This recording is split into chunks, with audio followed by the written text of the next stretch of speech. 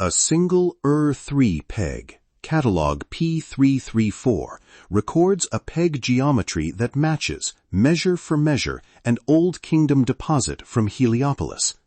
The match is precise enough to force a question, convergence, or a conserved technical language stretching across perceived chronological gaps.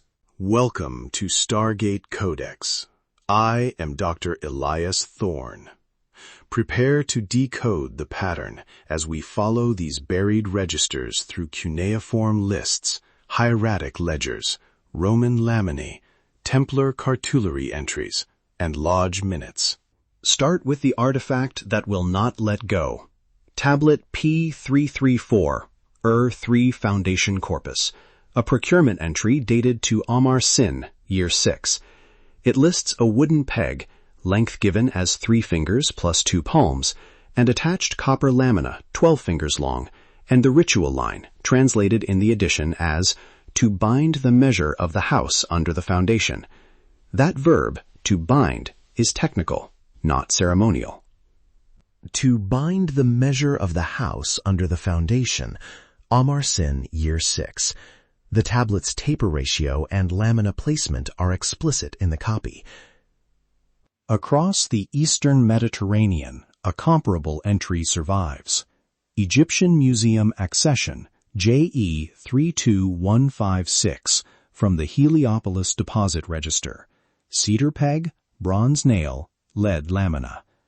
Measurements given in royal cubit fractions. Peg length recorded as 1 cubit minus 2 palms, lamina width at 2 digits, and a placement note, aligned to the eastern horizon of the temple axis. Stratigraphy and radiocarbon from associated packing place this securely in the late 5th dynasty. The ledger is literal, sacred language, then immediate metrology. The Heliopolis entry is catalogued with excavation plate references and context notes. See the episode bibliography for the exact plates. The lamina's inscription is short, formulaic, and metrically precise. A Roman instance appears in a published mithraeum report, lamina R187 in the Corpus Inscriptorium Mithraeacum. It accompanies coin finds dated to the Antonine period. The lamina records a legal formula and placement instruction, fixed beneath threshold, oriented to solstitial bearing, with bronze nail and lead sheet.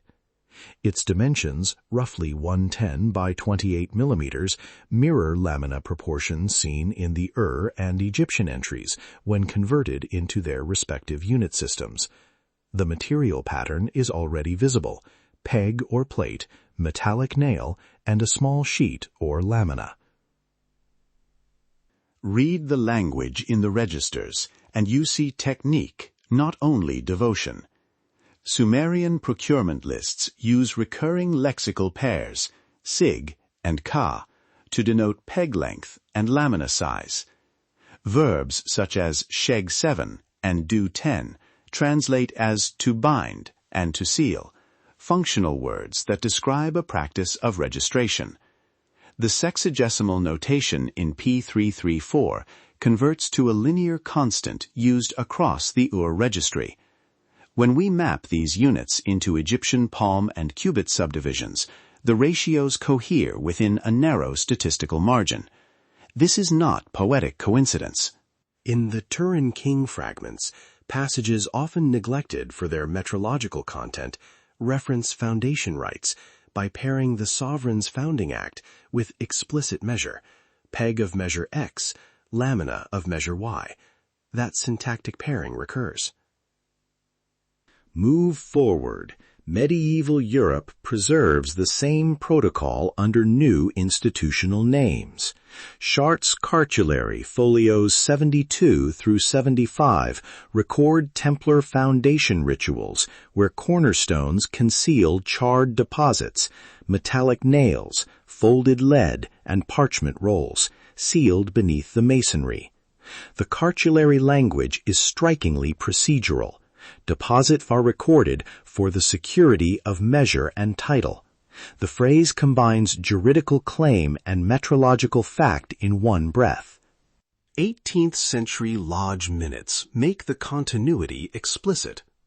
Cornerstone ceremonies specify plate dimensions, inscriptions, and orientation. Lodge clerks record the names inscribed on the plates and the precise millimetric measures of a fixed laminae.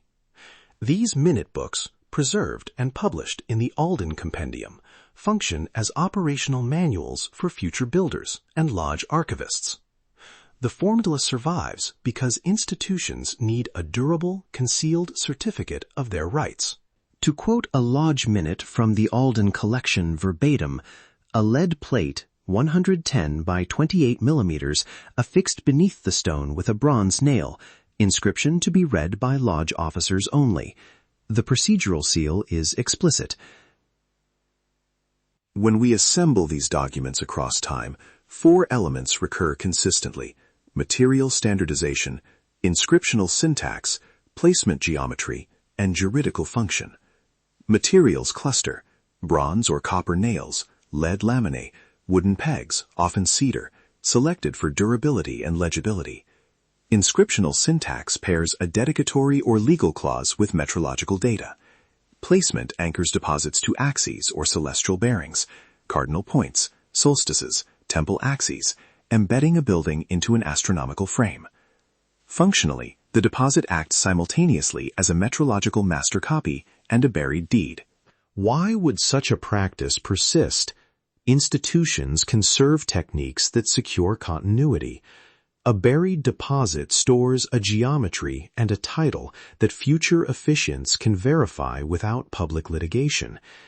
In societies where literacy and ritual procedure are controlled, the deposit becomes a private registry, accessible only to initiates, but durable enough to survive fires, invasions, and rebuilding. In short, it is both a technical file and a legal instrument. Apply Skye Alden's methodological frame, and the pattern formalizes into a codex. The Foundation Deposit Codex comprises 4 protocols: a material taxonomy, an inscriptional syntax, a placement algorithm tied to celestial markers, and an initiatory hermeneutic for interpretation. This is not metaphorical. It explains the persistence of near-identical lamina ratios and peg taper across separated chronologies. Institutions transmitted the protocol, not identical artifacts. A cautionary note appears repeatedly in the secondary literature. Similar solutions to practical problems can emerge independently. Independent convergence is a viable hypothesis. That caveat is necessary. Where possible, I anchor claims to primary sources: Tablet P334 of the Ur-3 Foundation Corpus, Egyptian Museum Register JE32156 for the Heliopolis deposit, Corpus Inscriptionum Mithraeanicum Lamina R187, Chartres Cartulary Folios 72-75, and the Masonic Lodge Minutes transcribed in the Alden Compendium. The concordance of materials, wording, placement geometry, and legal function across these discrete documents remains the most parsimonious explanatory model when weighed against independent convergence. Practically, what does this mean for field archaeology and institutional history? First, treat foundation deposits as primary documentation, literal registers of measure and title. Second, when cataloging deposits, record lamina dimensions, nail composition, taper ratios, and precise placement relative to architectural axes.